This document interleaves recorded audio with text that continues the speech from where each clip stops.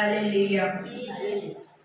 దావీదు గురించి మరి ప్రత్యేకమైన వాగ్దానం. దావీదు అంటేనే నిరంతరమును స్తుతించేవాడు, దేవునితో వేదికల్లో గొప్పగా చేసేవాడు. ఆయనకి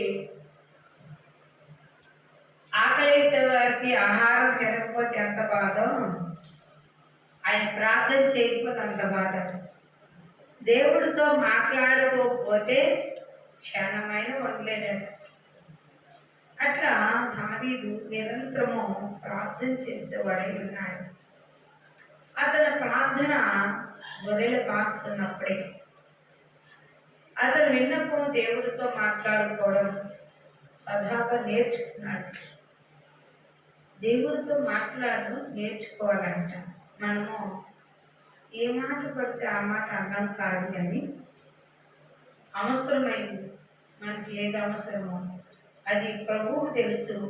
అయినా దావీదు ఇలా మాట్లాడుతున్నాడు, నీ వాక్యము నా పాదాలకు దీపమును నా త్రోవలకు వెలుగై ఉన్నది. గొప్ప వెలుగు ఈ భూమి మీదకి వచ్చింది. ఆ వెలుగును గురించి దావీదు కొన్ని సంగతులు మాట్లాడుతూ అంటున్నాడు, మరి నీ వాక్యమే ఆ పాదములకు దీపమయ్యింది. ఎంతో గొప్ప ధన్యత అన్నది. చూడము ఎక్కడ కూర్చోలేదు, లైఫ్ తీసుకో. దేవుని స్తోత్రం. హల్లెలూయా, హల్లెలూయా. ఉండాలి.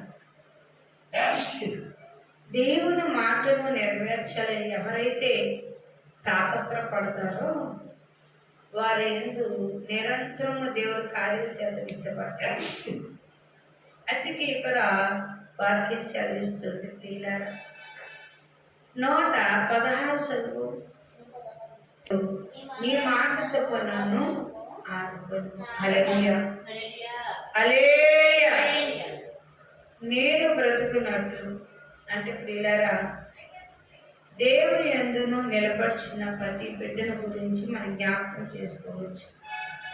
నేను బ్రతుకున్నట్లు అన్నమాట. అయ్యా, నీ కృప లేనిదే నేను బ్రతకలేను, నీ వాక్యానికి నా యొక్క దీపమైందని ఇక్కడ చెప్పాడు.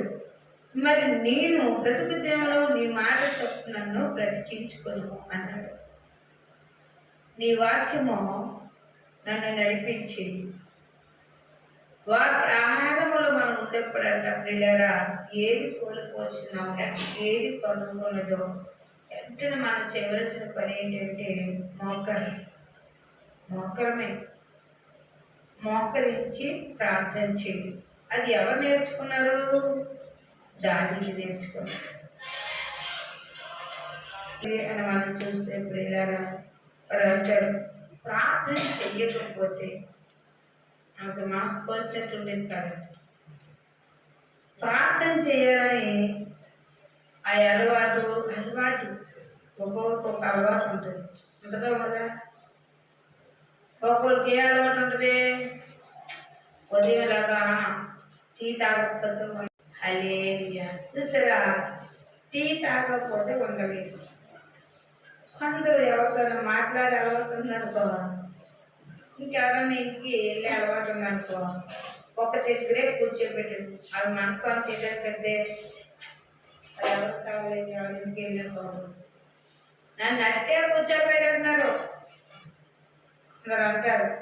ఉదయం కావాలి సాయంత్రం ఇక్కడే పని, నన్ను ఎవరి ఇంటికి వెళ్ళవట్లేదు అంటే అది తిరిగి అలవాటు. ఏ అలవాటు అంట? ప్రతి ఇంటికి తిరిగి కూర్చి చెప్పే అలవాటు. మరి కూర్చోమంటే కూర్చోడరా? కూర్చోలేదంట. ఒక్కొక్కరికి ఒక అలవాటు. తినే అలవాటు. ఒకసారి కూర్చొని తినలేదు, అటు ఇటు నడుస్తూ తింటారు. అది ఒకసారి కూర్చొని తినలేదు, కానీ చాలా అలవాటు. మరి ఒక్కొక్కరికి ఒక అలవాటు ఉంది. దానికి ఏ అలవాటు ఉంది? ప్రార్థన చేసే అలవాటు ఉంది. నిజమే. అందుకే నేను బ్రతికినట్లు నీ మాట చెప్పనన్ను బ్రతకనీయము దేవా, నీతో నడుగుటకు నీ కృప అనుగ్రహించము. నీ తొట్టిలో పోకుండా నీ కృపలో ఒడ్డులు చేయము. నీ మాట చొప్పున నన్ను నడిపించు. నా ఇష్టాలేం కాదు కానీ నీ ఇష్ట ప్రకారం నడిచేటప్పుడు నీకు పనికిచ్చావు. అందుకే ఇక్కడ అన్నారు, నా యాసభంగమైన నేను సిగ్గునందక ఉందునుగాక, నాకు రక్షణ కలిగినట్లు నన్ను ఉద్భవించుము. అప్పుడు నీ కట్టడాలు నిత్యము లక్ష్యం చేయదును, నీ కట్టడాల మేర నేను వాదించవలని నీవు నిరాకరించదు. హల్లెలూయా, హల్లెలూయా. చక్కని మాటలు. దావీదు చేసిన ప్రార్థనే కానీ దావీదు నడిచినట్టుక ప్రతి ఒక్కరికి ఇంట్లో ఉండాలి, ఒక అలవాటు ఉండాలట. ఆ వయస్సుకి ఎక్కడ కూర్చొని అలవాటు ఉండాలి? ప్రార్థనలో కూర్చొని అలవాటు ఉండాలంట. ఈ అలవాటు ఎప్పుడైతే మలుచుకున్నావో నీకు ఇది అలవాటు అయిపోద్ది. మరి అది అయిపోయిన తర్వాత ఎక్కడికైనా వెళ్ళామనుకోండి, ఏమనిపిస్తుంది? ఏం పోయింది. ఎందుకంటే ఏం అలవాటు అయిపోయింది? ప్రార్థన చేసుకో. ఇది ఒక మనకి టైం టు టైం కాబట్టి ఆ టైంకి ప్రార్థన అయిపోతే ఏదో ఒక పని అయిపోయినట్లు ఉంటుంది. అదే ఆ టయానికి ప్రార్థన చేయకపోతే ఏదో ఖాళీగా ఎల్తి కనపడదు, ఇవాళ ఏదో పని లేనట్టు కనపడదు.